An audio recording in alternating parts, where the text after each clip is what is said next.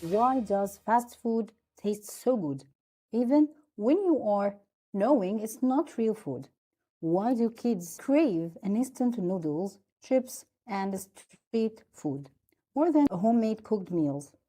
Today, we are going to talk about something most kitchens use daily. Yes, chicken broth and flavor enhancers, and how they quickly affect your brain, your health, and even your children's future eating behaviors. Yes, this is a bomb inside our kitchens. Stay with me until the end because this information can literally change how you feed your family and yourself. Before we start, type in the comments below, do you use chicken broth cubes or powder at home? Yes or no? Okay, I'm speaking to you today as a doctor in food safety and health, not to scare you, but to help you understand what's really happening behind the taste. Because food doesn't just feed the body, it programs the brain. So, most people think that chicken broths, cubes, or powder are made from chicken. But when you read the ingredients list carefully, you will often find very little chicken inside it. Instead, you will see flavor enhancers, aromas, stabilizers, excess salts, and chemical compounds designed to trick you and trick your taste buds inside the tongue. So, what's actually inside the commercial chicken broth? This chicken broth, you can find very high amount of sodium, artificial flavorings, preservatives, and a key ingredient called monosodium glutamate or MSG. This MSG is not a nutrient, it's a flavor amplifier. So, let's talk about how the MSG works inside your body. It directly affects on the taste receptors on the tongue, but it doesn't stop there. It sends strong signals to the brain, specifically to areas linked with the pleasure and reward. So, this triggers the release of dopamine. Dopamine is the same neurotransmitters involved in reward, motivation, and habit formation. So, the brain starts to associate this taste equal pleasure. So, your mind thinks that this is a pleasure and a very yummy taste. So, I love it so much. I will be stick to this taste. So, over time, the brain begins to crave that taste again and again, even if the body doesn't need this food.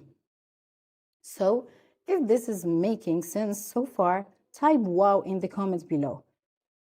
Why MSG is everywhere, street food and processed food. Let's see this MSG not found only in this cube, but we found it in the fast food, street food, instant noodle chips, flavored snacks, and many processed meals because it makes the cheap food taste very addictive. Not satisfying? Yes, addictive only. So now let's talk about the children. Mind is still developing. When kids are exposed early to strong artificial flavors, their taste perceptions changes. Natural food tastes very boring for them. Vegetables lose the appeal. Simple meals feel unsatisfying. This increases the risk of picky eating, overeating, or obesity, and long-term unhealthy food habits.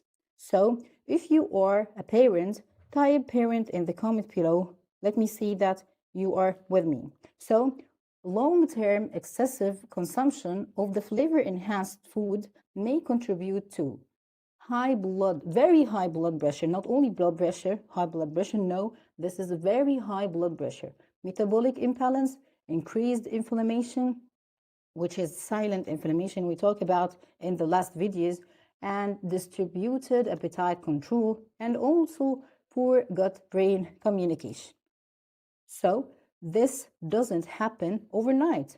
It happens slowly, quietly, and daily.